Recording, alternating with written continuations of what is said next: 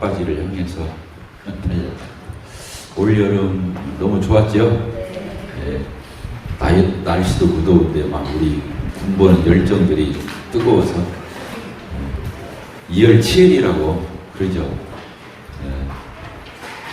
그 이제 8장까지가 로마서의 전반적인 교리는 이게 끝났다고 보는데, 이제 오늘도 공부해 보면 알지만 9장, 10장, 11장도 만만한 장이 아니에요.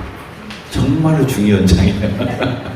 그래서 오늘 이제 주제가 뭐냐면, 이제 복음을 다 이렇게 소개해놓고, 바울 사도가 복음을 다 소개해놓고 이제 뭐라고 해야, 이스라엘은 어떻게 되느냐, 이런 질문을 하는 거거든요. 이스라엘은 어떻게 될까? 이방인들이 이렇게 복음을 받아들여서 구원을 받고 하나님의 경륜 가운데 이렇게 되었다고 한다면, 그러면 그 옛날에 아브라함 때부터 시작해가지고 하나님의 선민이었던 그 이스라엘 백성들은 그럼 도대체 어떻게 된다는 얘기지? 하나님이 이랬다 저랬다 하시나? 아브라함에게 그 조상들에게 그렇게 신실하게 철석같이 약속해놓고 정작 이스라엘 백성들을 버려버리고 마는가? 제껴두고 마는가? 거기에 대한 해답이에요. 왜 그러냐면 로마서의 이 배경을 우리가 공부할 때 어떤 배경을 잊어먹으면 안 되냐면, 처음에 우리가 시작할 때 그런 얘기를 했죠. 이 로마서를 바울 사도가 썼을 때 몇 가지 목적이 있다고 그랬어요. 첫째는 어떤 목적이냐면, 저 서바나가 어디라고 그랬어요?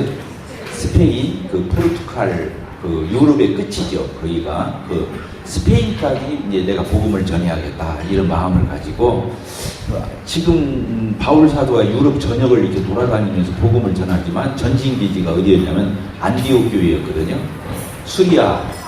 수리아의 안디옥 교회에 있었어요.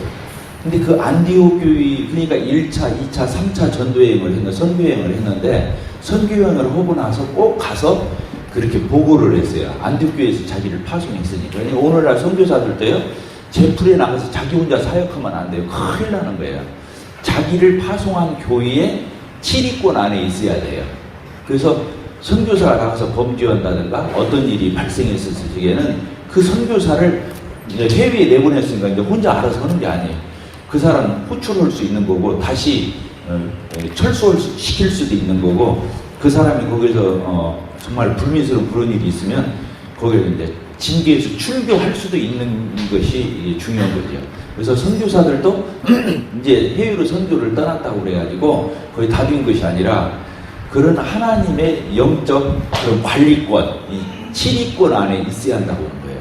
그것은 단지 잘못했을 때 그 치리만이 아니고, 이렇게 그 지역교회에서 보내가지고 선교사를 파송해서 나가서 선교를 하고, 그 선교의 결과들에 대해서, 진행에 대해서 자기를 파송한 교회에 수시로 와서 보고를 해줘야 돼요.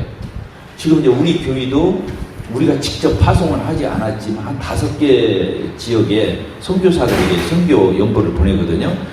근데 이제 그래도 이렇게 오면은 전화라도 오고, 국내에 들으면 또 수시로 편지라도 한 번씩 보내주고, 이런 선교사하고 그냥 연보는 계속 보내는데 전혀 말이 없어. 그러면 선교 지원을 끊어도 상관없어요.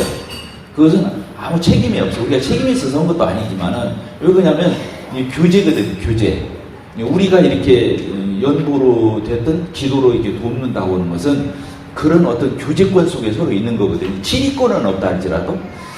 그래서 이제 한 번도 연락이 안 오고 기별도 없던 한 그 10몇 년 동안 계속 이렇게 보내도, 그러면 내가 한번 이건 좀 중지하고 다른 더 밀접한 교제권 속에 있는 선교사에게 보낼까? 이런 생각도 해요. 다른 얘기고. 그래서 이제 바울 사도는 안디옥 교회에 선교 여행을 떠날 때마다 가서 이렇게 다녀온 뒤에는 꼭 보고하고, 나중에는요, 예루살렘 교회한테 가가지고 그 사도들한테도 보고를 했어요. 내가 이렇게 이방 전도를 하고 있다. 이런 있어요. 그래서 첫째는 어떤 이유가 있다고요? 로마서를 쓰게 된 배경에는 서바나까지, 스페인까지 복음을 전하기 위해서는 안디옥 교회가 전진기지가 되어서는 너무 멀다. 그리고 그동안 얼마나 많이 뒷바라지를 했겠어요, 안디옥 교회가. 이제는 그 유럽 일대의 수도인 로마 제국 하에 있었으니까, 그 로마라고는 수도를 전진기지로 다시 해서 내가 이제 제2차 선교를 펼쳐야겠다. 이제 그 다음 성경이 기록돼서 뭐돼 바울사가 여기서 이제 돌아가시거든. 소천하셔요. 예루살렘으로 가가지고 이제 다시 이제 로마에 와서 사형 선고 받고 이제 바울 사도가 이제 순교하게 되는데 어쨌든 첫째는 그런 목적. 두 번째는 바울 사도가 로마 교회를 개척하거나 거기를 가본 적이 없다고 그랬잖아요. 그래서 로마 교회 성도들에게 정말로 바울 사도 자신을 이렇게 내가 누구인지 밖에서 사돈이 많이 뭐 12제자니 아니니 이런 얘기들이 있는데 내가 그런 사람 아니다. 예수님으로부터 얼마나 확실하게 내가 사도로 임명을 받은 사람인지 복음을 체계적으로 서술해서 노마교회에 보내므로 노마교회 성도들이 그 편지를 읽고 야 정말로 이런 복음 우리는 처음 들어본다. 정말로 이렇게 확고하구나. 이렇게 체계적이구나. 처음부터 끝까지 이 복음에 대한 계시를 바울 사도는 확실히 주님께로부터 받은 사도가 많구나. 그래서 이 사도권에 대한 그 의심이나 그런 소문을 불식시켜 가지고 바울 사도가 이제 그런 부분에 확고한 자기 지지를 얻고 싶은 거였죠. 이런 부분이 또 있고 또 이제 마지막 부분은 뭐냐면 진짜는 이거라고도 보는 분이 있어요. 아까 스페인 선교를 하는데 전진기지로 하고자 하는 그런 마음. 그래서 노마교회 성도들을 잘 사귀어서 자기를 알려서 자기를 적극 지지하게 하려는 그런 목적도 있었지만 또 하나는 로마교회에 대한 소문이 있었어요. 어떤 소문이 있었냐면은 노마교회에 네 분이 있다는 거예요. 네 분. 어떤 네 분이 있냐? 그 양대 진영이 있어가지고 서로 예민하게 그 불편한 관계가 교회 안에 있다. 이런 소문을 들은 거예요. 어떤 거냐면 그때 처음에 또 그런 얘기도 했죠. 로마 교회는 바울 사도가 가서 전도한 교회가 아니고 오순절날 전 세계에 흩어져 있던 유대인들이 그리스도인이 아니죠. 유대교회에 있던 유대인들이 예루살렘에 명절을 쉬러 왔다가 성령이 내려서 사람들이 방언하고 막 이렇게 놀라운 역사가 있는 걸 보고 그때 복음 깨닫고 돌아간 사람들. 그게 다 유대인들이거든요. 이게 그 유대인들이 돌아가서 자생적으로 교회가 생겼다는 거 아니었어요? 근데 그 사람들이 이제 복음을 막 전한 거예요. 회당을 중심으로 해서 복음 전하고 이렇게 해가지고 로마 교회가 세워졌어요. 그러니까 처음에 로마 교회가 세워졌을 때 누구를 중심으로 세워졌냐면 이스라엘 사람들, 유대인들을 중심으로 해서 로마 교회가 세워진 거예요. 그런데 다음에 그 어떤 황제라고 했죠? 그 뭐 황제 이름이 중요한 건 아니니까 그 황제가 그 모든 유대인들을 로마에서 떠나도록 추방령을 내렸어요. 그러니까 어떻게 됐겠어요? 그 로마에 있는 유대인들이 다 추방될 적에 로마 교회 안에 있던 그 유대인 성도들도 유대인 그리스도인들도 다 떠나야 됐어요. 그때 브리스길라 아굴라도 떠난 거예요. 이 로마 교회에 있다가 그래서 누구만 남은 거예요? 이 로마 교회에 누구만 남았다고요? 유대인은 이제 한 명도 없는 거야. 다 100% 유대인 그리스도인은 없고 이방인 그리스도인이 로마 사람들인 그리스도인들만 남은 거예요. 근데 이제 몇 년 후에 그 추방령이 해제됐어요. 그러니까 떠났던 사람들이 어떻게 됐어요? 다시 그 로마 교회를 떠났던 유대인 그리스도인들이 다시 로마로 온 거예요. 자기 본거지 살던 그 로마로 이렇게 왔어요. 와서 보니까 교회를 와서 보니까 유대인은 하나도 없는 거야. 다 이방인 그리스도인들이 교회에 장로도 하고 있고 집사도 하고 있고 지도력도 다 형성하고 있고 로마 교회 전체가 다 이방인 그리스도인들이 딱 안정감 있게 세워져 갖고 교회가 운영되고 있는 걸 본 거예요. 근데 사실은 그 교회는 누가 세웠던 교회인데? 유대인 그리스도인들이 자기들이 세웠던 교회인데 이제 자기들은 와서 보니까 손님이 되고 진짜 이제 전혀 뜬금없었던 이방인 그리스도인들이 다 교회 안에 그렇게 안정돼가지고 다 뿌리를 내리고 로마 교회가 그러고 있는 걸 본 거예요. 그러니까 유대인 그리스도인들이 이제 다시 돌아와가지고 이렇게 보니까 자기들하고 너무 서먹한 거야 이제. 왜 그러냐면 이방인 그리스도인들은 음식 같은 거 가려 먹어요, 안 먹어요? 막 그런 거 아무 제한을 안 받잖아요, 이방인 그리스도인. 근데 유대인 그리스도인들은 제한을 받았었거든. 그래서 예루살렘 교회에서도 짐승을 못 메어주겠다든가 피채 먹는다든가 뭐 이런 짐승들 그런 거 먹지 말자. 음식 같은 거 또 유대인의 그 오랜 전통에 있었던 거 복음 안에 들어와서도 다 못 벗은 것들이 있었는데 유대인 그리스도인들은 그런 것들을 조심조심 하거든요. 아직도 자유함을 얻었다고 하면서 그걸 다 벗어난 게 아니겠죠. 그런데 이방인 그리스도인들은 그런 것에 가차 없어. 그냥 너무너무 진리를 알지니 진리가 너희를 자유케 하리라 해가지고 막 이 사람들은 거침이 없는 거예요. 그냥 너무너무 편하게 막 주님을 섬기는 장면을 보고 막 속상한 거야. 막 너무 버릇없이 하는 것 같고 너무 자유를 망기는 거야. 그래서 이제 우리가 이제 목요일 날 내일 모레 이제 12장부터 13, 14, 15, 16월 쪽에 거기에 이런 내용이 아주 자세하게 적혀 있어요. 그 갈등의 내용들이. 아셔요? 그래서 믿음이 강한 자, 믿음이 약한 자, 또 음식을 가려먹는 자, 안 가려먹는 자, 막 이런 말들이 이제 나오면서 그들의 갈등을 어떻게 해주고자, 해소해주고자 로마서를 썼다는 거예요. 근데 사실은 이게 제일 중요한 거예요.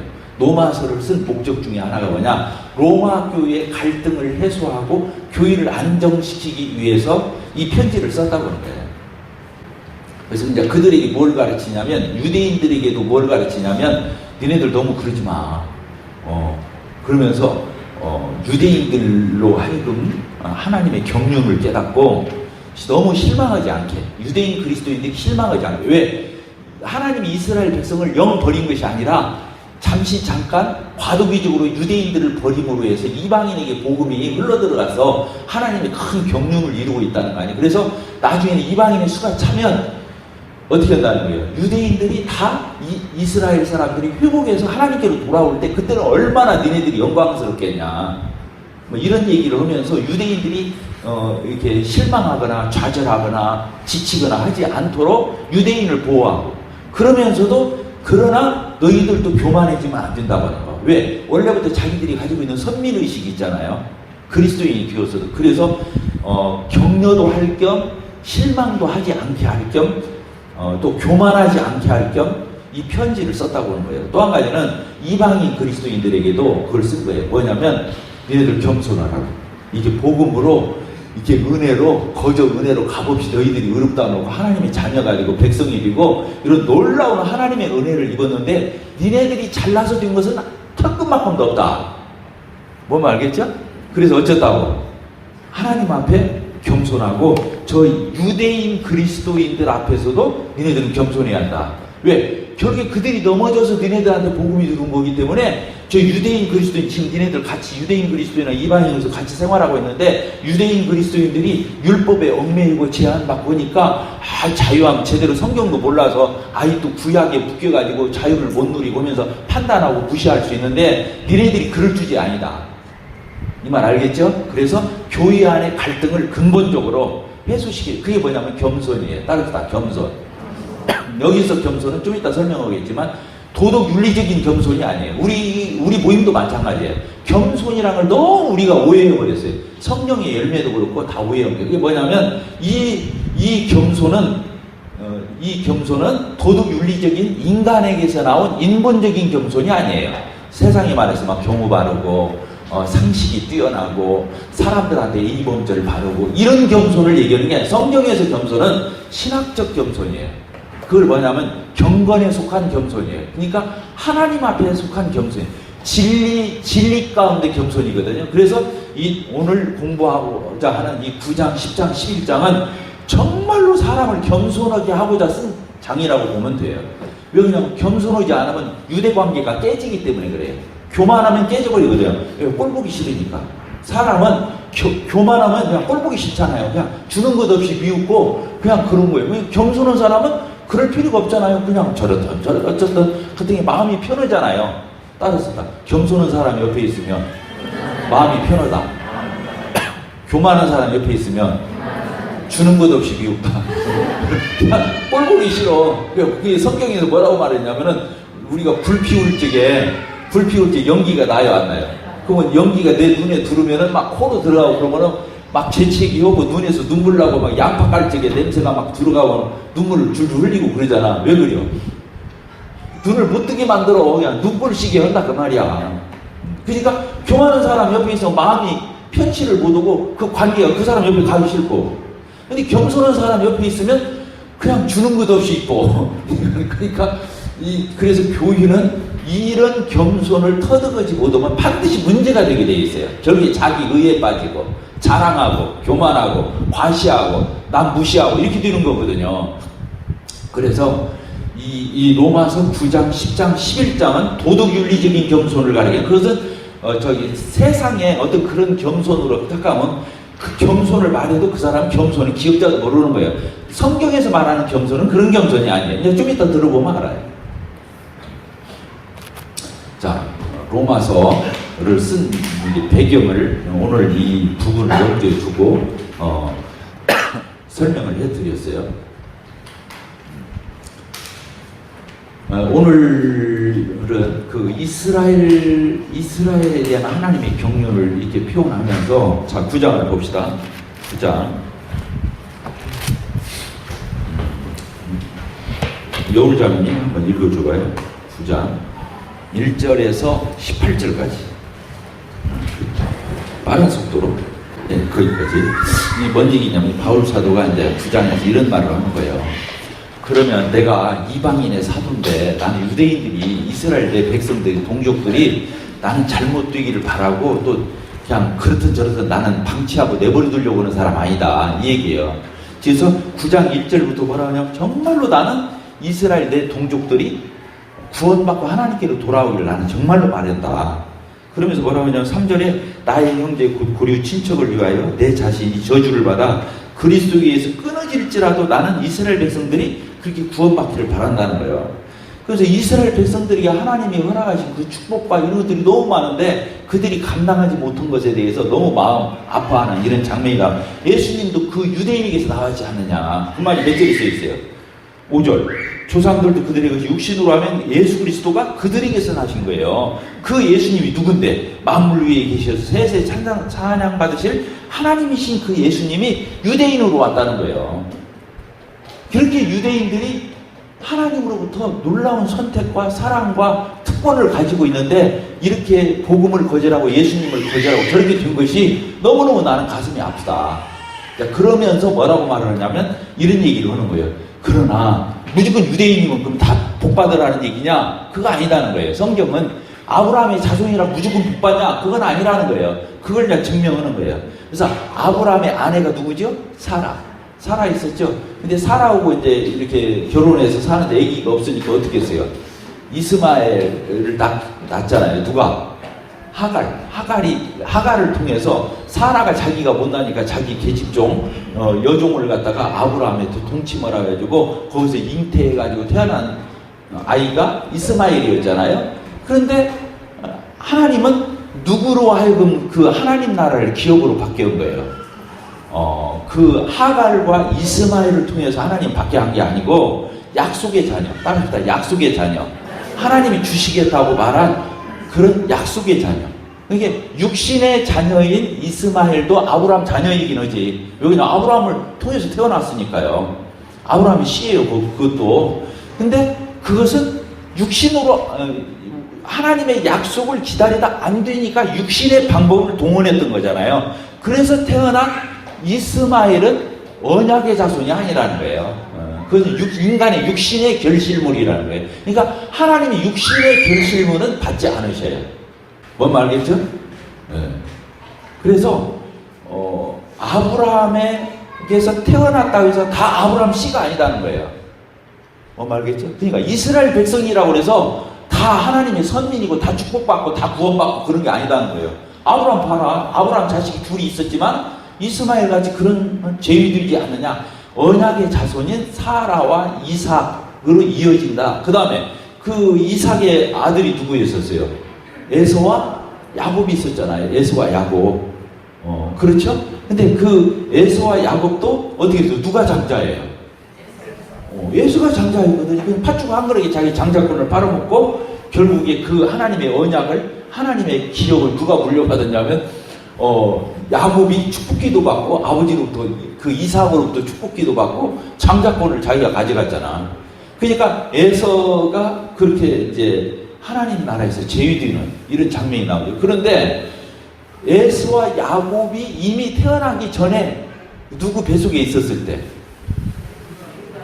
리브가 뱃속에 있었을 때 하나님께서 이미 예언을 했어. 큰 자가 작은 자를 섬길 거다. 그러니까 태어나서 에서가 팔아먹어서 장자권을 팔아먹어서 그렇게 되기도 했지만 사실은 이미 하나님은 아시고 있었어. 에서가 제일이고 야곱이 그것을 이어받을 것을 알았다는 거예요. 여기 그렇게 써 있어요. 여기서도 보니까 무조건 혈통으로 타고났다고 해서 그렇게 혜택을 받고 하나님의 유업을 받는 것은 아니다. 누구를 통해서? 이스마엘을 통해서 또 에서를 통해서 증명을 한 거예요. 이삭과 야곱이 하나님의 기업을 이을 이런 언약의 자손들이 된다고 하는 것을 하나님 나라의 원리라는 거예요. 하나님 나라에 마치 나중된 자가 먼저 되는 거죠.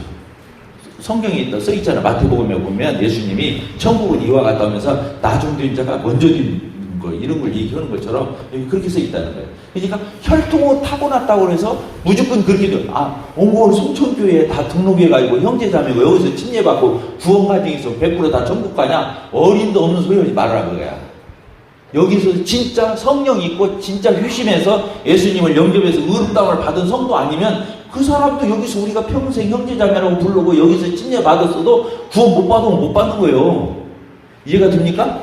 그런 것들이 우리의 구원을 보장해 주는 건 아니에요. 지금 이제 그런 예를 이렇게 쭉 들었어요. 그러면서 마지막 한 사람을 또 들은 거예요. 모세와 바로를 또 들은 거예요. 모세와 바로.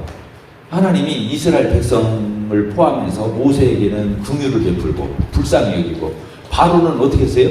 마음이 강팍해지도록 내버려둔 거예요. 근데 그것을 성경에서는 뭐라고 말하냐면 마치 하나님이 강팍해 한 것처럼 써 있어. 왜 그러냐면 그 사람이 막 고집스러워지고 완고해지고 강팍해지는데 하나님 내버려둬. 간섭을 안 해. 하나님이 막아서도 안 해. 그러니까 그 사람이 계속 강팍해지고 계속 딱딱해지고 계속 고집스러워지고 계속 하나님을 거스리고 이렇게 되는 거예요. 그러니까 하나님이 내버려 둔 것이 뭐냐면 마치 하나님이 그렇게 한 것처럼 성경은 써 있다는 거예요. 그래서 바로가 몇 가지 재앙을 자초했죠? 10가지 마지막에 이제 장자가 죽는 재앙을 통해서 그가 이제 결국에 놔주게 되는데 이제 그렇게 이제 성경에서는 그렇게 돼요. 하나님은 여기서 뭐라고 되냐? 따라서 봅시다. 불쌍히 여길 자를 불쌍히 여기고 강팍해 할 자를 강팍해 하신다. 여기서 완고라고 번역을 해요. 옛날 번역이 얼마나 좋아요. 마음이 강팍해지는 거야. 팍팍해지고 강팍해지는 거야. 이게 이제 바로의 마음이었잖아요. 그래서 우리가 이제 구원받고 나서 지금 오늘날 우리 구원받은 성도들도 그 사람이 은혜를 입을 자인지 아닌지는 뭘로 알 수 있냐면은 그 사람의 마음이 딱딱해지고 그 사람의 마음이 강팍해지고 완고해지고 고집스러워지고 회개 않고 끝까지 뻔뻔하게 나가는 것, 이것은 그냥 있는 일이 아니에요. 그것은 하나님이 내버려 두니까 그런 거예요. 그게 제일 무서운 거예요, 사실은. 그래서 가지고 내 마음을 스펀지처럼 부들부들하게 유들유들하게 습기 있게 강팍하면은 먼지가 나는 거예요. 왜냐면 완전히 건조해지기 때문에. 사람이 건조해진단 말이에요. 강팍해지면 진흙이 흙이 이렇게 물에 이렇게 적셔져 있을 때 주물럭주물럭해도 그게 맘대로 그렇게 돼요, 안 돼요? 같은 흙이지만. 근데 물기가 하나도 없이 그것이 딱딱해지면 그냥 거기서 먼지만 날리고 하나도 내가 원하는 대로 이걸 뭘 만들 수가 없어요. 똑같아요. 신앙도 그런 거예요. 내 마음이 딱딱해지고 건조해지고 이렇게 강팍해지고 이렇게 무미건조해지기 시작하면 내가 회개를 안 해요. 그러니까 하나님이 더 이상 그 사람을 이렇게 주물럭거릴 수가 없어요. 자기가 원하는 그릇을 만들어갈, 빚어갈 수가 없어요. 강팍하기 때문에 안 되는 거예요. 그래서 구원받은 성도들을 이렇게 만나서 교제할 적에 어쨌든 사람이 부드러워야 돼요. 온유하고 부드럽고 겸손하고 물렁물렁해야 돼요. 사람이 물렁물렁해야 돼. 약해라 그 말이, 약해 빠져라 그 말이 아니고 그렇게 하나님 손에 붙들리면은 하나님이 주물딱 할 수 있을 정도가 돼야 그 사람을 하나님이 원하는 대로 쓰시는 거예요. 근데 자기 생각으로 꽉 차 있어. 하나님은 그래도, 말씀은 그래도, 내가 볼 적에는 이런데 뭐. 세상을 둘러보나 이런 걸 보더라. 내가 종합적으로 사고를 해보니까 결론은 이런데 뭐 자기가 결론 딱 내려놓고 자기가 이미 다 기정화해놓고 하나님의 말이야 들리도 않고 하나님은 거기까지만 말씀하세요. 나머지는 내가 알아서 할게요. 이런 식이거든. 자기가 다 안다는 거야. 이건 큰일 나는 거예요. 이게 바로와 모세를 통해서 하나님이 이렇게 하시는 거예요. 그래서 우리가 마음이 정말 그게 중요한 거예요. 건조해지면 안 돼요. 푸석푸석해지면 안 돼요. 먼지 나기 시작하면 안 돼요. 이유가 어쩌든. 어떤 자매님이 나한테 물어봤어요. 내가 그렇게 속색이고 그렇게 했는데도 왜 형제님은 나를 안 미워했냐고 물어보더라고요. 그래서 내가 뭐라고 말했죠? 누가 대답 한번 해봐요? 내가 망가지기 싫어서 그런다 그랬어요. 뭐라고요? 내가 따라섭시다. 내가 망가지기 싫어서 그렇다. 내가 그 자매, 그 형제 미워하면 못 할 거야. 누구만 망가져. 내 인상만 흐리고 내 눈빛만 흐려지고 내 마음만 그렇게 되는 거예요. 그래서 그 자매님은 착각하더라. 자기 이뻐서 그런 줄 알고 사랑해서 그런 줄 알고 많이 사랑해줘서 고마워요. 나 절대 그거 아니라고. 나는 내가 안 망가지려고 내가 그런 거지. 절대 오해하지 말라고. 진짜로. 이거 강조 안 할 수가 없어. 진짜로 그런 거예요. 그래서 정말 이게 교회가 어지럽고 힘들으니까 안 돼서 그거 경계하고 선을 그어주고 또 때로는 그거 아니라고 서슬프렇게 때로는 한마디씩 하는 거지 근본적으로는 내가 미워할 이유가 없어요. 왜? 하나님 손에 맡기면 돼요. 하나님이 오직 알아서 이 옹골 성촌교회도 주님이 더 아끼시지 내가 더 아끼는 거 아니잖아. 주님의 교회지 뭐 유인관 형제 교회도 아니고 말도 안 되는 얘기. 그러니까 결국에는 그런 모든 것들은 하나님의 처분에 맡기는 거예요. 자 여기 이제 이런 부분이 이렇게 나왔잖아요. 그래서 18절 같이 읽읍시다. 시작. 그런즉 하나님께서 하시고자 하시는 자를 궁일이 여기시고 하고자 하시는 자를 완악하게 하시느니라. 이것은 하나님이 완악하게 했다 그 뜻이 아니에요. 그 사람이 완악해지는데 하나님이 그냥 내버려 둔 거예요. 그러니까 하나님 책임이 아니에요. 자, 그 다음 19절부터 이렇게 보게 되면은 그래도 따져. 그래도 사람들이 따진다면 하나님 앞에. 그러니까 19절부터 이제 이게 나오는 거예요. 뭐라고 나옵니까? 이제 토기장의 비유가 나오는 거예요. 19절 혹 네가 내게 말하기를 그러시면 하나님 어찌하여 이게 허물하시냐. 하나님 잘못됐잖아요. 누가 그 뜻을 대적하느냐. 그러면서 하나님 앞에 따지고 달라드냐 그 말이에요. 이 사람아 네가 누구에게 감히 하나님께 뭐라고요? 반문하느냐. 지음을 받은 물건이 지은 자에게 어찌 나를 이같이 만들었느냐 말하겠느냐. 토기장이가 진흙 한 덩이로 하나는 귀 있을 것을 하나는 천 있을 것을 만들 권한이 없느냐. 만일 하나님이 그의 진노를 보이시고 그의 능력을 알게 하사 멸하기로 준비된 진노에 그래서 오래 참으시고 관용하시고 뭐 이게 쭉 나오잖아요. 이게 토기장의 비유가 나오는 거예요. 자, 저를 봅시다. 아까도 세 가지를 얘기했잖아요. 사람 마음대로 하는 게 아니라는 거. 그래서 아브라함에게서도 이스마엘이 아브라함 씨지만 하나님 나라에서 제일되고, 아까 에서가 장자지만 제일되고, 또 바로 왕이었지만 하나님이 그를 강밖에 내버려 두어서 이스라엘과 모세는 하나님의 사랑을 입었지만 그는 버림을 받고 하나님에게 하나님의 역사를 추진하는 하나의 재료에 쓰임받고 버려지는 거예요. 이런 얘기를 쭉 했는데 이번에는 토기장의 얘기를 또 하는 거예요. 계속 따지니까 하나님 앞에. 하나님 불공평하잖아요. 어떻게 그럴 수 있어요? 응?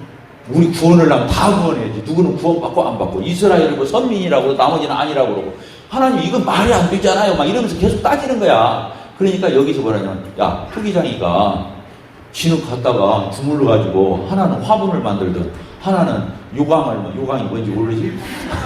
소변 보면 거기다 담는 그릇 요강이라고 그래요. 요자가 소변 요자야. 근데 누구 마음이에요? 하나님 마음이에요.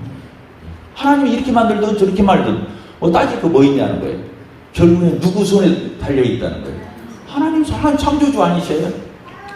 구속주 아니셔요? 그러니까 전적으로 하나님 주권에 속했다고 하는 거예요. 따지다 주권. 하나님 주권에 있다고 하는 거예요. 이 부분을 강조하는 게 9장이에요. 자, 10장으로 넘어가 봅시다.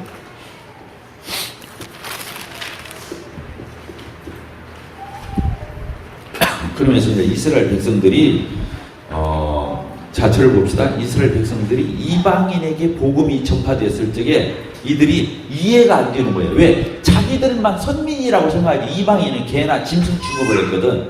그러니까 이방인들이 하나님을 향해서 여호와 하나님을 향해서 아버지 막 이놈들이 지금 뭐 하는 거야? 우리 여호와 하나님을 갖다 이놈들이 짐승만도 못 얻은 놈들이 아버지라고 부른다고 막 화가 나가지고 막 견딜 수 없는 거예요. 그런데 하나님은 그게 아니라는 거예요. 이미 구약 성경에 그런 것들이 속속들이 예언이 되어 있어요. 하나님을 모르는 자들이 나중에 돌아와서 하나님을 믿을 것이 구약에 다 예언이. 자, 아브라함한테도 하나님이 아브라함을 부를 적에 창세기 12장에서 아브라함에게 약속을 해요. 너는 뭐라고 그랬어요? 복의 근원이 될 것이다. 그래서 모든 민족이 너로 인해서 복을 얻을 거다. 거기 뭐라고 써 있어요? 아브라함의 자식들만 복 얻는다 이렇게 써 있는 것이 아니고 모든 민족이, 모든 열방이 너로 인해서 복을 받을 거예요. 거기에서 예수 그리스도가 태어나고 거기에서 열방의 복음이 전파되어서 구원받을 걸 얘기한다. 그 말 아니겠어요? 됐어요? 안 됐어요? 그런데 자, 여기 로마서 9장을 다시 봅시다. 로마서 9장을 보면 그런 말씀이 써 있어요. 어디에 써 있습니까? 호세아서 25절 9장 25절 뭐라고 그랬어요? 호세아서에 보면 이런 말이 써 있어요. 내가 뭐라고요? 내 백성 아닌 자들을, 이게 뭔 말이에요? 이방인들을 내 백성이라 사랑하지 아니한 선민이 아닌 사람들을 가리켜서 사랑하는 자라 뭐라고요? 부르리라. 너희는 내 백성이 아니라 한 그곳에서 그들이 살아계신 하나님의 아들이라. 이렇게 지금 우리 얘기하는 거예요. 이게 이렇게 호세아서에 예언이 되어 있다는 거예요. 또 27절에 보면 이사야서에도 그렇게 써 있다는 거예요. 이사야서에도 뭐라고 되어 있어요? 이스라엘에 관해 일친 이스라엘 자손들의 수가 비록 바다의 모래 같을지라도 뭐라고요? 다 구원받는 게 아니라는 거예요. 이스라엘이랑 싹 구원받는 게 아니다. 남은 자만 구원. 그 남은 자에다 동글뱅이 있어요. 남은 자, 렘난트라고 그러는데, 네. 그러면서 29절 뭐라고 그랬어요? 이사야서를 통해서 이사야가 미리 말한 바 만일 만군의 주께서 우리에게 씨를 남겨주지 아니하시더라 우리가 소돔과 같이 되고 고모라 같이 되었으리라. 이러면서 이스라엘 다 이스라엘이 아니다. 이런 표현을 쓰고 있죠. 자, 그래서 이스라엘 백성들이 이방인들에게 복음이 전파되어서 니네들이 당황할 이유가 없다. 나는 구약시대 때도 수시로 이런 얘기를 했었다. 이런 얘기를 하고 있어요. 그리고 이스라엘 백성들이 하나님 앞에 하나님의 의에 이르지를 못했죠. 이르지를 못한 게 왜 이르지를 못했죠? 왜 구원을 못 받았어요? 이스라엘 백성들이 왜 구원을 못 받았죠? 아브라함이 뭘로 의롭다함을 얻었죠? 그렇죠. 창세기 15장 6절에 아브라함이 믿음으로 의롭다함을 얻었는데 이스라엘 백성들이 아브라함처럼 믿음으로 의롭다함을 얻으려고 해야 하는데 행위로, 율법으로 의롭다함을 얻으려고 한 거예요. 근데 그렇게 해서 의롭다함을 얻을 수가 있어요, 없어요? 그렇게 얻으려면 어떻게 해야 한다고 그랬어요? 율법으로 의롭다함을 얻으려면 어떻게 해야 의롭다함을 얻는다고 그랬어요? 태어나서 죽을 때까지 한 번도 어기면 안 되잖아. 하나만 어겨도 하나만 어긴 것이 아니라 나머지도 다 어긴 것처럼 돼서 빵점으로 치는 거예요. 이 말 이해가 되죠? 그러니까 몇 절에 써 있냐면 5절에 써 있는 거예요. 5절이 그 뜻이에요. 10장 5절 같이 읽겠습니다. 시작. 모세가 기록하되 율법으로 말미암는 의를 행하는 사람, 율법을 지켜서 나 의롭다함을 어디 하겠다 그런 사람은 그 의로 살리라. 율법을 100% 다 지켜서 그렇게 해서 살아봐. 그렇게 해서 네가 생명을 얻어봐. 구원 받아봐. 이런 뜻이에요, 이 말이. 근데 그럴 수 있다 없다? 없다는 거예요. 그러면 포기하고 어떻게 얻어야 돼요? 믿음으로 말미암는 의를 얻어야 돼요. 아브라함처럼. 아브라함이 하나님을 믿음에 하나님이 그 믿음을 의로 여겼다 그랬잖아요. 나중에 복음이 예수 그리스도께서 구속을 다 성취했기 때문에 예수님을 믿으면 의롭다함을 얻는 것처럼. 근데 이스라엘 백성들은 그렇게 생각했다 안 했다? 안 했다. 뭘로 얻으려고 했다? 행위로서 의롭다함. 그 말이 9장 끝부분에 써 있는 거예요. 9장 30절부터 써 있죠. 뭐라고 써 있어요? 그런데 우리가 무슨 말을 하리요? 의를 따르지 아니한 이방인, 엉망으로 율법도 없고 십계명도 없고 그냥 엉망으로 살던 이방인들이 뭘 얻었어요? 의를 얻어. 어떻게? 예수님을 믿어서 의롭게 됐어요. 행위로 의롭게 된 게 아니다는 거예요. 그러면서 뭐라고 그랬어요? 의의 법을 따라간 이스라엘은 율법에 이르지 못했어요.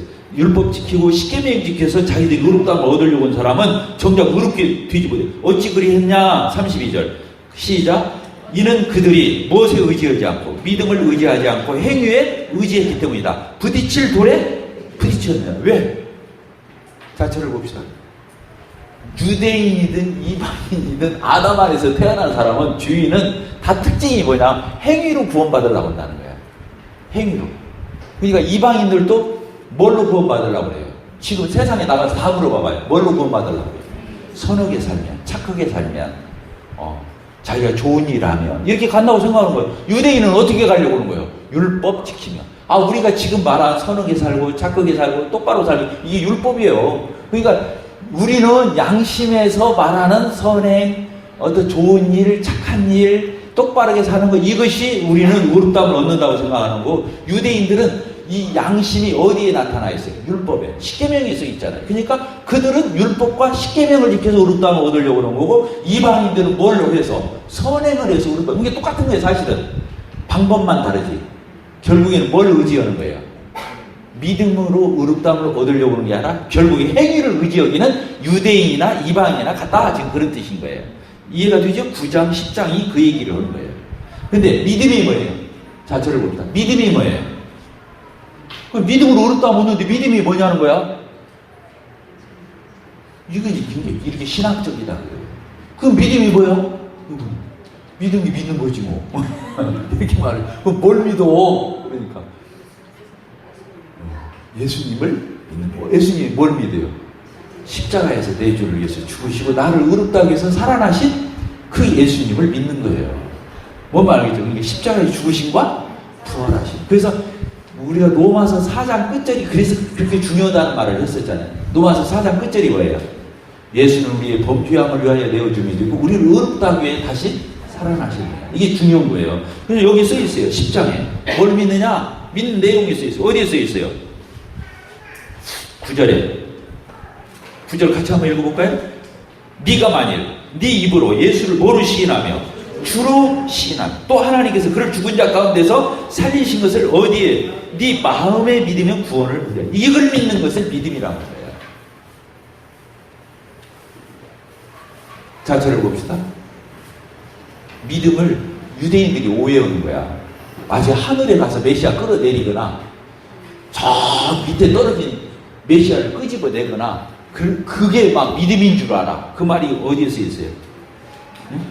6절부터 써 있잖아요. 믿음으로 말미암는 은은 믿음으로 말미암아서 의롭게 되는데 그 은은 너희들이 네 마음에 누가 하늘에 올라가겠느냐 하지 말라. 올라가겠느냐 하면 그리스도를 끌어내리는 것이고 혹은 네가 무저갱이 내려가겠느냐 하지 말라 하니 내려가겠느냐 하면 그리스도를 죽은 자 가운데 네가 모셔 올리는 거단 말이야. 하늘에 올라가서 끌어내리고 밑에 내려가서 끌어올리고 이런 것이 믿음 아니다는 거예요. 그럼 믿음이 뭐냐? 말씀을 믿는 거예요. 따라서 다 말씀을 믿는 거다. 근데 말씀이 뭐야? 예수 그리스도가 하신 일. 그게 뭐예요? 십자가에 죽으시고 부활하신 것. 그걸 믿는 게 믿음이다. 그러면 어떻게 해야 그 말씀을 믿을 수가 있어요? 그 말씀을 누군가가 전해주어야. 그 말씀을 예수님에 대한 소식을 누가 전해. 그걸 복음이라고 하는 거예요. 그래서 누군가가 예수님에 대한 소식을 전해줬어요. 십자가에 왜 죽었는지, 왜 부활하셨는지, 당신과 어떤 관계가 있는지, 왜 예수님을 붙들면 의롭다움을 얻는 건지 이런 것들을 전해줬을 적에 내 마음에 어떻게 한다고요? 그 말씀을 받아들일 적에 그 예수님을 받아들이는 거예요. 그때 하나님은 그 믿음을 의롭다 해주는 거예요. 의롭다고 해주는 거예요. 자, 이해가 됐습니까? 이것을 믿음. 그러니까 첫째로 내가 구원받으려면 어떻게 해야 돼요? 예수를 믿고 말씀을 믿어야 돼요. 그런데 말씀을 내가 어떻게 믿을 수 있어요? 누군가가 전해줘야 돼요. 누구가 전해주려면 어떻게 해요? 하나님이 누군가를 보내줘야 되는 거예요. 그 말씀을 담아서. 그럼 그 사람에 가서 말씀을 뿌려주는 거예요. 씨 뿌리듯이. 그럼 내가 그걸 듣고 내 마음판에서 그 열매로 거두는 것을 이제 믿음이라고. 여기 지금 그 순서대로 써 있는 거예요. 그래서 여기 보니까 10절. 뭘로 구원받는다고요? 사람이 마음으로 믿어 의에 이르고 입으로 신하여 이게 마음으로 믿어 의에 이른다는 말이 이 말이에요. 뭘 믿어? 예수님의 죽으심과 부활하심을 믿는 거예요. 그 믿을 때 어렵다면 없는데, 네. 그래서 입으로, 마음으로 믿어서 의에 이르면 입으로 고백하게 되어 있다. 이 말은 두 가지 의미가 있다고 그랬죠. 정말로 예수를 믿었다면 입으로 고백 안 할 수 없다는 거예요. 견딜 수가 없어. 자랑하고 싶어서, 고백하고 싶어서. 그래서 마음으로 믿었다면 입으로 시인하게 되어 있다, 이 뜻이 되고, 또 한 가지는 그 사람이 아무리 마음으로 믿었어도 입으로 고백하지 않는 한 그 사람이 예수를 믿었는지 안 믿는지 우리가 어떻게 아냐 그 말이야. 그러니까 입으로 고백해서 우리는 그 사람이 구원받은 것을 확인할 수 있다, 이 뜻이에요. 두 가지. 사람이 마음으로 믿어 의에 이르고 마음으로 믿어서 구원받는 거예요. 근데 진짜 믿었다면 어쩌다고요? 입으로 고백할 수밖에 없다. 또 한 가지는 입으로 고백해야 그 사람이 믿은 걸 안다. 두 가지 의미를 담고 있다, 그런 얘기예요. 자, 그 다음. 그래서 예수님을 이렇게 해서 믿으면 11절에 그랬어요. 누구든지 그를 믿는 자는 예수님을 이렇게 해서 믿으면 부끄러움을 당하지 아니하여 결국 영원히 우리는 의롭다함을 얻고 하나님 앞에 갈 수 있고 설 수 있다, 이 뜻이에요. 그 다음 뭐라고 되어 있어요? 유대인이나 헬라인이나 차별이 없다는 거예요. 유대인도 그렇고 헬라인도 그렇고 예수님을 믿어야 의롭게 되는 거예요. 그래서 유대인이나 헬라인 차별이 없는 한 분이신 주께서 모든 사람의 주가 되사 그를 부르는 모든 사람은 다 구원받는다. 누구든지 주의 이름을 부르는 자는 구원을 얻어요. 자, 저를 보세요. 예수님을 주님이라고 부르잖아요. 예수님, 주님, 감사해요, 고마워요, 이렇게 주님이라고 부르는 것은 그러면 일반 지금 많은 사람들이 예수님을 주님이라고 불러요. 복음을 몰라요. 그러면 그것은 바른 신앙 고백이 아니에요. 아까 그 앞에 전제된 내용이 하나도 없어. 그냥 교회에 가서 무조건 예수님 주님 막 주여 한다 해서 구원받는 게 아니라는 거예요. 여기서 내가 옛날에 어떤 목사님하고 다툴 적에 이 목사님이 이 말을 들이댔어, 나한테. 왜 유집사는 교회에 나오는 이렇게 많은 교인들을 다 구원 못 받았다고 하냐고요. 주의 이름을 부르는 자는 어쩌는데 다 구원을 받는다고 했는데 다 주님이라고 부르면서 기도하고 있는데 왜 유집사는 구원을 못 받았다고 그렇게 말하냐고요. 내가 그래서 이렇게 복음을 다 알고 불러야지 예수님을 진짜 영접해서 거듭나서 예수님을 주님이라고 불러야 구원을 받는 거지 무조건 주여 한다고 해서 구원받는 게 아니다. 그래서 로마서 마태복음 7장입니까? 거기에 나오죠. 나더러 주여 하는 자마다 다 천국에 들어갈 것이 아니요. 뭐라고 그랬어요? 오직 하늘에 계신 내 아버지의 뜻대로 행하는 자라야. 이 말이 뭐냐면 하나님 아버지의 뜻대로 복음을 깨닫고 그리고 또 그렇게 사는 사람, 하나님 아버지의 뜻대로 행하는 자라야 하나님 나라에 갈 수 있다, 이 말이거든요. 됐죠? 자, 그 다음 그래서 14절 우리 읽읍시다. 시작. 그런즉 그들이 믿지 아니하는 이를 어찌 들으리요? 듣지도 못한 사람을 어찌 믿으리요? 전파하는 자가 없는데 어찌 들으리요? 보내심을 받지 않는데 어찌 전파하리요? 기록된 바 아름답도다 좋은 소식을 전하는 자들의 발휘함과 같으니라. 이렇게 되어 있어요. 여기 보니까 다 나와 있어. 자, 저를 봅시다. 예수님을 뭐라고 불러야 구원받아요? 주님이라고 불러야 돼요. 예수님을 주님이라고 불러야 구원을 받아요. 알겠죠? 그런데 예수님을 주님이라고 부르려면은 예수님이 누군지를 알아야 될 거 아니야. 그리고 무슨 일을 했는지, 십자가에 왜 죽었는지, 왜 부활하셨는지, 예수님이 왜 하나님의 아들이신지, 예수님의 피가 왜 단지 인간의 피가 아니라 하나님의 피인지, 이런 걸 알고 예수님이 십자가에서 다 이루었다, 또 부활로 새 생명을 얻게 하신 거, 이런 것들을 알고 불러야 예수님을 주님 할 적에 구원을 받는다는 거예요. 그런데 그것을 어떻게 알 수 있다? 누군가가 전해줘야 알 수 있다는 거예요. 어떻게 해야 전해준다고요? 하나님이 보낸 사람. 하나님이 어떤 사람을 보냈어요? 정말로 이러면 복음을 알고 예수님을 영접하고 이렇게 한 사람을 보내서 그걸 전하게 한다는 거죠. 그래서 복음을 통하지 않고는 구원받을 수 없다. 따라서 복음을 통하지 않고는 구원받을 수 없다. 그래서 노마서를 쓴다 그랬어요. 내가 복음 전하기를 부끄러워하지 않는다. 그렇게 써있죠. 노마서 1장 16절. 내가 복음을 부끄러워하지 아니하노니. 이 복음은 모든 믿는 사람에게 구원을 주시는 하나님의 능력이다. 그렇게 써놓은 거예요. 그러면서 복음에는 하나님의 의의가 나타나서 믿음으로 믿음에 이르게 하나니 뭐라고 그랬어요? 오직 의는 믿음으로 말미암아 살리라. 이렇게 돼 있는 거예요. 그래서 노마서를 쓴 거예요. 그래서 우리가 복음을 안 전해주면 안 되는 거예요.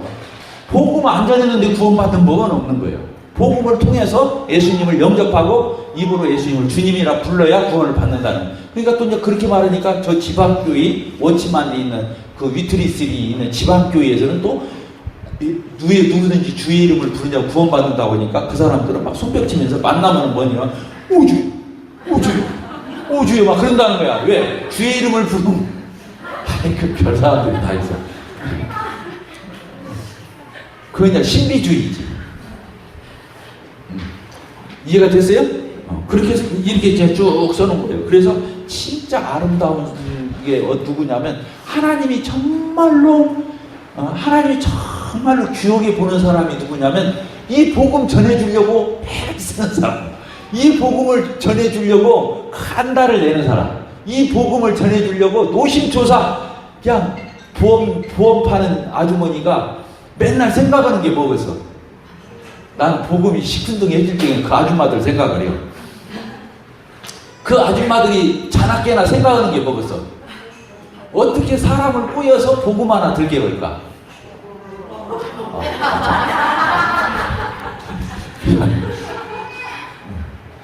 뭔 알겠어요? 나는 뭔 생각하고 살을까? 와, 어떻게 하면 저 사람한테 복음 한마디 꺼내볼까? 하나님이 제일 귀하게 보고 아름답게 보고 하나님이 정말 이렇게 귀하게 소중하게 보는 사람이 누구냐면 복음 전해주려고 하는 그 하나님의 자녀를 하나님은 제일 이뻐한다는 거예요. 그게 여기 쓰이는 거예요. 15절에 쓰이는 거예요. 시작. 보내심을 받지 아니하였으면 어찌 전파하리라 기록된 바 아름답도다. 누가 아름다워요? 복음이 아름다운 게 아니고 복음을 전하는 자들은 발이, 복음을 전해주려고 하는 그 사람의 발이, 사람을 쫓아다녀야 복음을 전할 수 있잖아요. 자, 우리 하나님 기쁘시게 하고 싶어요? 안 하고 싶어요? 그럼 뭐 하면 되는 거예요? 어떻게든지 복음 한마디 전해보려고 한 달을 내고 그 아양을 떨고 사람을 사귀려고 그러고 밥 사주고 차 사주고 그냥 그 사람에게 친절을 베풀고 하면서 복음 한마디 전해보려고 하는 거, 그 사람을 하나님 최고로 친다는 거예요. 이해가 됩니까? 믿어지지 않는 눈빛으로 저를 바라보니까. 그러면서 16절 뭐라고 그랬어요? 16절. 그러나 그들이 다 복음을 순종하지 아니하였다. 이사야가 이르되 주여 우리가 전하면서 누가 이렇게 복음을 전한다고 해서 누가 다 믿냐는 거야. 그러나 어쩌다는 거야. 그러나 믿음은 어디에서 나며? 내가 믿음으로 얻기도 하는데 믿음이 어디서 나냐면 그냥 하늘에서 뚝 떨어지는 게 아니고 땅에서 솟는 게 아니고 믿음은 들음에서 나고, 들으면 뭘 들어야 돼? 예수님의 말씀을 들어야 된다. 예수님이 누군지, 무슨 일을 하셨는지, 나와 어떤 관계가 있는지 그 예수님에 대한 말씀을 들어야 의롭게 된다. 그런 얘기예요. 그렇죠? 그러면서 뭐라고 그랬어요? 근데 사람들이 다 들어요, 안 들어요? 안 들어요. 18절부터는 이제 유대인들이 이렇게 예수님이 왔는데도 예수님에 대한 소식을 전해주면서 안 받아들여. 거절해. 지금까지 거절하고 있어. 지금 그 얘기를 밑에다 쭉 써놓은 거예요. 그러면서 18절, 그러나 내가 말하기를 그들이 듣지 아니하였느냐? 그렇지 아니하니 그 소리가 온 땅에 퍼졌고 그 말씀이 땅 끝까지 이르렀도다. 이방 지역까지 다 이르는. 그러나 내가 말하기를 이스라엘이 뭐라고 그랬어요? 알지 못하였느냐? 결국 이스라엘, 가장 가까운 이스라엘은 이 예수님을 안 믿고 안 들어. 안 들으니까 믿음이 안 생겨. 그러니까 구원 못 받아. 이런 뜻이에요. 그러면서 결국 이 복음이 누구에게 넘어간다? 이방인들에게. 그래서 이스라엘 사람들이 안 믿으니까 이방인에게로 하나님이 복음이 다 넘어가 버린, 패스 되어버린 거야. 그래가지고 여기 그 말씀이 있었는데 19절, 내가 백성 아닌 자로서 이방인들, 너희 이스라엘 백성이 아닌 자로서 너희를 시기하게 하며 미련한 백성으로서 너희를, 미련한 백성이 누구냐? 이방인. 내 백성 아닌 자가 이방인. 그들이 믿고 하나님께로 돌아와가지고 이스라엘 백성들이 이런 걸 안다면 얼마나 속상하겠어. 시기심이 나고. 아까도 얘기했잖아요. 하나님을, 여호와를 자기들 아버지라고 막 불러서 예수님을 주님이라고 그러고 이런 거. 그러면서 쭉 써있죠. 20절 같이 읽겠습니다. 이사야가 또 말했어요. 매우 담대하여 내가 나를 찾지 아니한 자들에게 찾음받이고 내게 묻지 아니한 자들에게 난다. 이게 뭐냐? 전혀 하나님과 상관없는 이방인들에게 이 복음이 전해지고 나타났다는 거예요. 그러면서 21절, 이스라엘 백성들도 할 말이 없어. 왜? 하나님이 안 전해준 게 아니야. 지네들이 안 믿은 거지. 그 말이 21절이에요. 이스라엘에 대하여 이르되 순종하지 아니하고, 하나님 이렇게 복음을 예수님도 보내주고 구속성 취하시고 다 했는데 그들이 어쩌요? 순종치 아니하고 거슬러 말하는 백성에게 내가 종일 내 손을 벌렸었노라. 하나님은 계속 이스라엘 백성들을 향해서 문을 열어놓고 손을 벌리고 어서 돌아오라고 이렇게 하는데 안 돌아오는 건 그들이지 하나님이 손을 안 벌리고 있었다는 게 아니에요. 자, 그렇게 되어 있죠.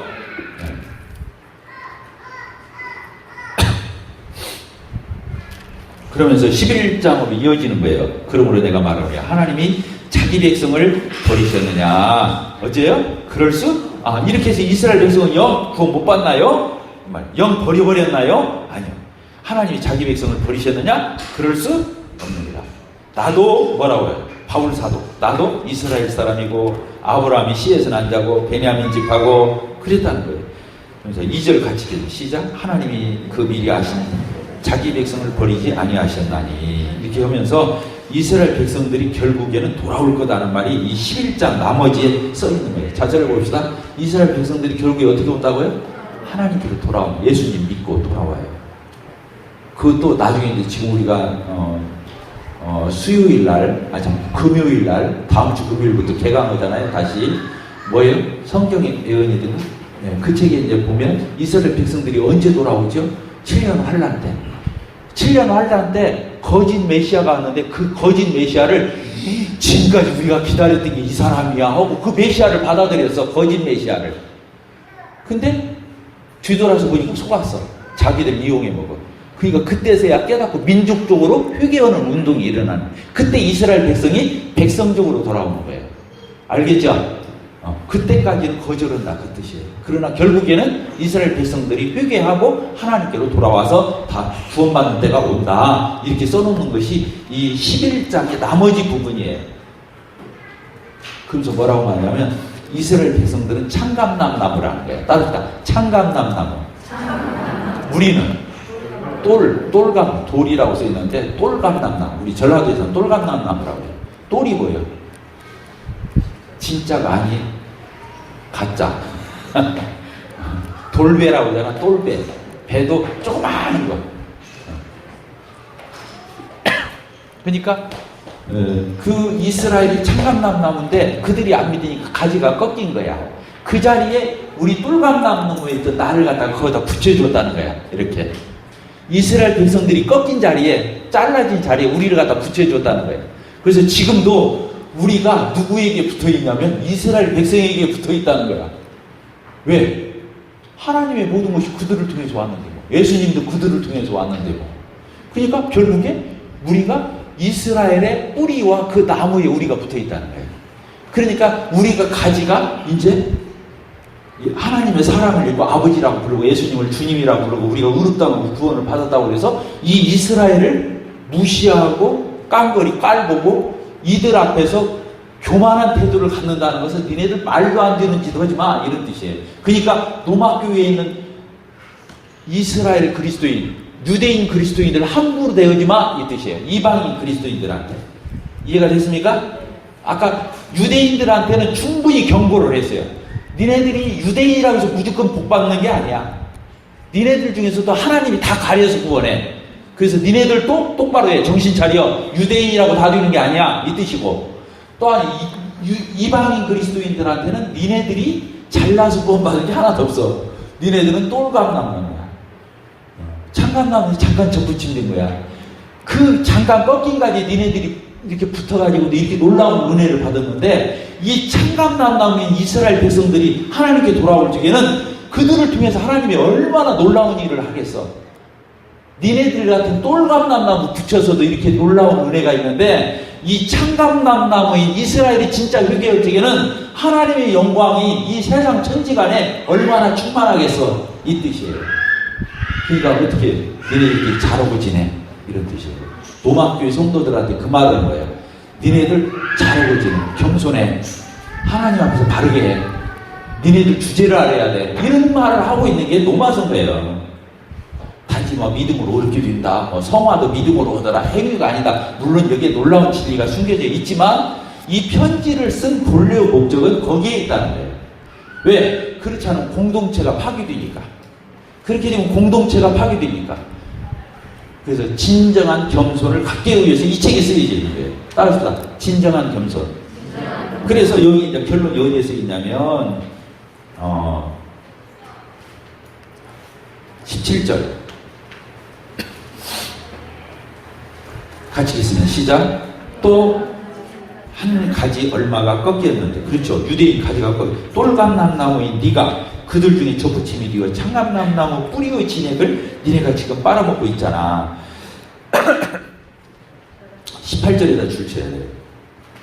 시작. 그 가지들을 향하여 자랑하지 말라. 그 창감나무, 꺾인 그 창감나무에 대해서 자랑하지 말라. 자랑할지라도 네가 뿌리를 보존하는 것이 아니요 뿌리가 너를 보존하는 거야. 됐죠?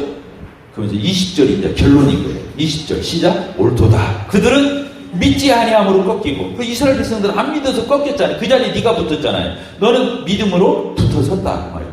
그러면서 뭐라고 그랬어요? 높은 마음을 품지 말고 도리어 두려워하라. 이 말을 하기 위해서 노마서를 쓴 거예요. 이 말을 하기 위해서 노마서를 썼다는 거예요. 뭐라고요? 높은 마음을 품지 말고 도리어 두려워하라. 하나님은 경외하는 마음 가지라는 거예요. 그래서 이것을 도덕적 겸손이 아니라 성경적 겸손이라고 그러고, 이것을 세상 도덕윤리적인 겸손이 아니라 신학적 겸손이라고 하는 거예요. 근데 이런 데까지 파고 들어가야 뭐 고개 좀 숙이고 뭐 악수 좀 막 꽉 붙들고 악수한다고 해서 겸손한 게 아닌 거예요. 겸손은 이런 데서 무너져서 그 사람의 전인격 속에서 이게 속에서 나와야 그걸 겸손이라고 하는 거예요. 그런 사람들이 교회에 늘어나야 교회를 함부로 하는 거예요. 그렇지 않으면 교회에서 함부로 오게 돼 있다는 거예요. 아무리 악수하면서 미소 지으면서 얘기해도 그 사람은 교회를 얼마든지 허물을 수 있는 거예요. 그런 겸손 갖고는 안 되는 거예요. 근데 사람들은 얄팍하기 때문에 그런 사람을 겸손하다고 그래요. 그런 사람을 장로에다 세우는 거예요. 그러니까 교회가 망하는 거예요. 교회는 이런 근본적으로 꺾인, 근본적으로 무너진, 하나님 앞에 그렇게 자기를 발견한 사람들이 이 교회의 공동체의 일원이 되고 지체가 되어야 그 교회가 건강한 교회가 되는 거다는 거예요. 여기까지 가르치기도 쉽지 않고 여기까지 배우기도 쉽지 않아. 세월이 너무 많이 걸려요. 지금 이런 부분도 지금 제가 우리 교회에서 처음 오는 것 같아요. 이런 부분도 17년 만에. 이런 것까지 배워야 사람이 진짜 낮아지고 겸손해지고 자기가 무너지고 교회 와서 함부로 않고 인간적으로 세상적으로 육신적으로 막 어우러져서 그렇지 않는다 그거예요. 이런 걸 알아야. 그래서 따라서 봅시다. 사람에게는 겸손하고 하나님께는 경유심을 가져야 한다. 두려워라는 말이 경유심이에요. 경유심. 하나님께는 경유심. 사람한테는 진정한 겸손. 이것이 같이 따라가지 않으면 안 된다고 하는 거예요. 이해가 되셨습니까? 그래서 25절에 뭐라고 말했어요? 25절 형제들아 너희가 스스로 지혜있다 하면서 이 신비, 이 비밀을 모르기를 내가 원하지 아니하노니, 이 신비는 언제까지예요? 이스라엘이 언제까지 거저로 안 돌아오냐면 이방인의 충만한 수가 돌아올 때까지 이스라엘의 더러는 우둔하게 된 거죠. 이스라엘 사람들이 그때까지 몰라보고 못 믿고 그러더라는 거예요. 그리하여 결국에는 이방인의 수가 딱 들어오면서 어떻게 되는 거예요? 휴거가 발생하고 그 다음에 이스라엘은 그때 민족적으로 하나님께 돌아오니까 그리하여 온 이스라엘 구원을 받으리라. 그래서 이스라엘이 민족적으로 회심하고 돌아오는 것이 여기에 써 있는 거예요. 그래서 28절 같이 해서 시작. 복음으로 하면 그들이 너희로 말미암아 이스라엘이 하나님과 원수가 됐기 때문에 우리가 복음이 우리까지 온 거예요. 그리고 택하심으로 하면 조상들로 말미암아 사랑을 입은 자. 이스라엘은 그런 놀라움. 그래서 하나님의 은사와 부르시면 후회하시면 하나님은 뭐 잘못했다가 실수했다가 막 이렇게 하는 게 아니라는 거예요. 결국에는 하나님의 이런 경륜이 있어서 이렇게 해왔다는 거예요. 하나님은 조금이라도 착오가 없었다는 거예요. 뭐 말했잖아요. 하나님이 이랬다 저랬다 한다고 생각하면 안 된다는 거예요. 하나님은 유대인들이 거절했던 것도 이런 뜻이 있었고, 나중에 유대인, 니네 이방인 너희들이 이렇게 하는 것도 결국에 가서 이스라엘이 돌아올 적에 또 이런 경륜이 있기 때문에 하나님은 실수해서 이렇게 했다 저렇게 했다 한 게 아니라 창세부터 저 끝까지 하나님은 하나님의 스케줄대로, 하나님의 경륜대로, 하나님의 프로그램대로 오차없이 다 적용해왔다, 이런 뜻이에요. 그래서 이 말이 그 뜻이에요. 어떤 말이라고요? 네? 어떤 말이라고요? 하나님의 은사와 부르시면은 후회하심이 없다, 이런 뜻이에요. 하나님은 실수하거나 착각하거나 착오하거나 이런 분이 아니다. 그분은 그분의 뜻대로 다 이루시는 그런 놀라운 분이시다, 이런 얘기를 한 거예요. 그러면서 이스라엘 백성들이 이게 순종하지 않았을 적에는 왜 안 했던 거예요?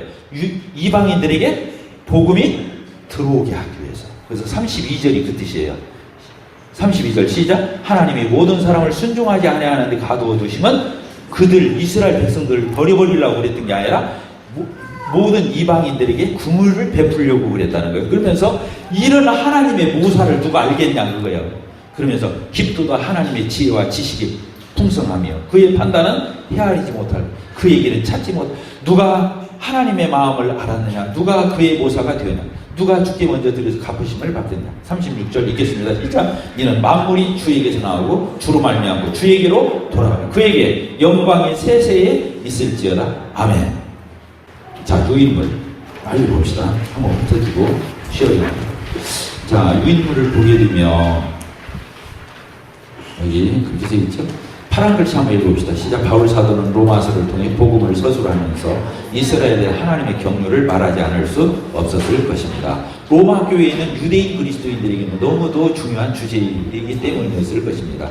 구원에 있어서 은혜의 성격을 더욱 규명하고 있습니다. 예수 그리스도의 구속사의 은혜이고 행위가 아닌 믿음으로 그렇게 되는 것도 은혜고, 우리가 믿음을 행사하는 것도 결국 하나님의 역사고, 더 나아가서 창세전에 다 아시고 정하시고 부르시고 의롭다 하시고 성화의 삶을 살다가 영화를 잊게 되는 것도 다 하나님의 은혜입니다. 모든 것이 전적인 하나님의 은혜임을 천명합니다. 하나님의 구속 역사에 있어서 인간은 철저히 부인되고 오로지 하나님만 전적으로 드러나며 영광을 받는 것입니다. 이렇게 돼 있죠? 네, 그 다음에 이제 이 유인물 내용은 쭉 제가 설명했던 내용들이에요. 넘겨봅시다. 로마서 11장의 개요, 그렇게 또 써놨죠? 같이 읽겠습니다. 시작. 로마 교회는 이방인 그리스도인과 유대인 그리스도인이 함께 주님을 섬기고 있었다. 처음에는 유대인 그리스도인들이 먼저 자리를 잡았지만 로마 초방령 후에 나중에 이방인 그리스도인이 주도하게 되었다. 따라서 이방인 그리스도인들은 유대인 그리스도인들을 무시하면 안 되고, 유대인 그리스도인들, 이방인 그리스도인이 서운한 감정을 가져서도 안 됨을 가르치고 있다. 피차에 겸손으로 부정하고 하나님을 경외할 때 교인 공동체의 평강과 일치가 이루어질 것이다. 됐습니까? 자, 여기를 봅시다. 교회, 이 교회잖아요.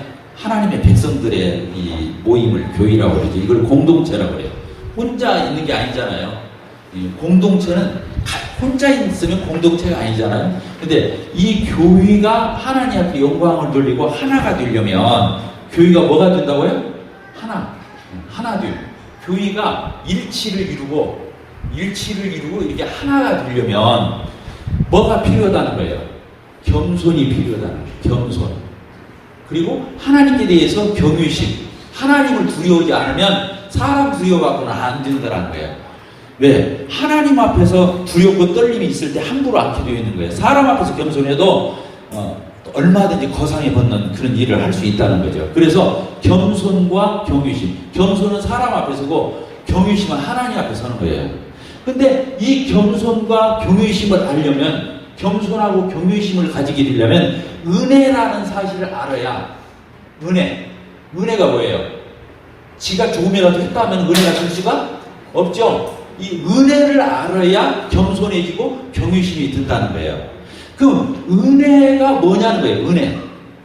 은혜가 뭐예요? 나는 안 했어.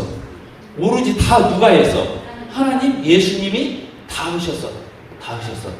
그래서 이게 은혜가 되는 거잖아요. 사람이 보태면 은혜가 아니잖아요. 그러면 여기서 은혜를 설명해요. 로마서는 그래서 이걸 설명한 거예요. 첫째로 뭐가 은혜라는 거예요? 뭐가 은혜예요? 예수님이 내 죄를 다 해결해 주신 거. 예수님이 내 죄를 다 해결해 주신 거. 그거 뭐예요? 예수님의 뭐예요? 구속사예요.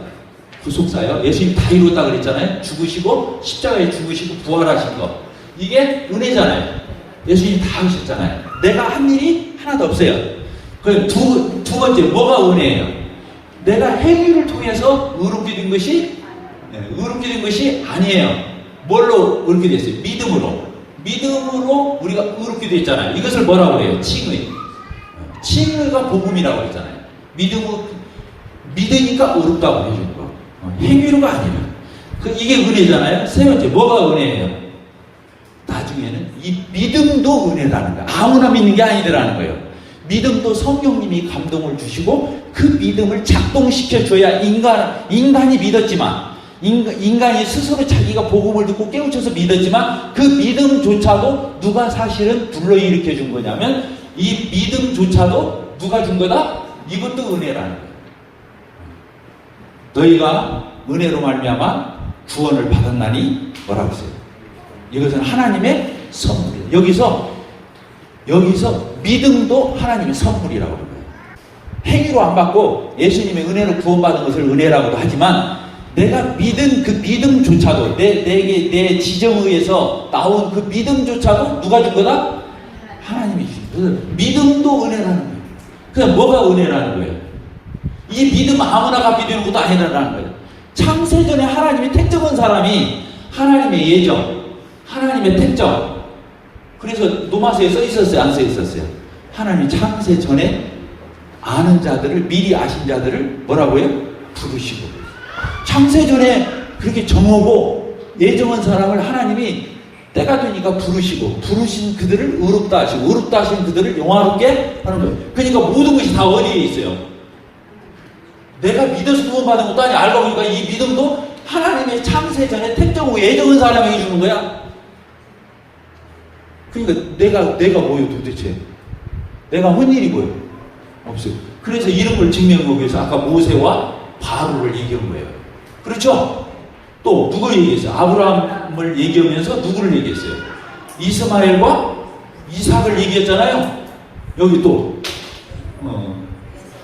에서와 야곱을 얘기했잖아요.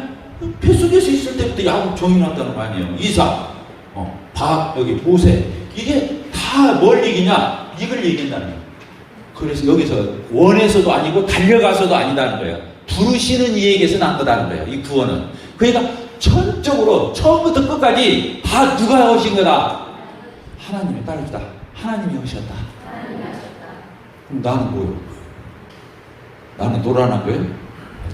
그렇게 은혜를 입었다는 거예요. 뭘 입었다고요? 은혜를 입었다는 거예요. 그러니까 어떻게 하라고요? 그러니까 겸손하라. 그러니까 하나님을 어떻게 하라고요? 두려워하라. 그래서 어떻게 하라고요? 교회 앞에서 함부로 하지 말아라. 결국에 이 말을 하고 쓰는 거예요. 노마서가. 우리는 보통 복음을 설명해 줘서 어떻게 그렇게 되어서 천국 가고 구원교리 설라고 노마서 썼다고 생각하잖아요. 사실은 무엇을 위해서 쓴 거예요? 교회를 위해서 쓴 거예요. 교회를 보존하기 위해서.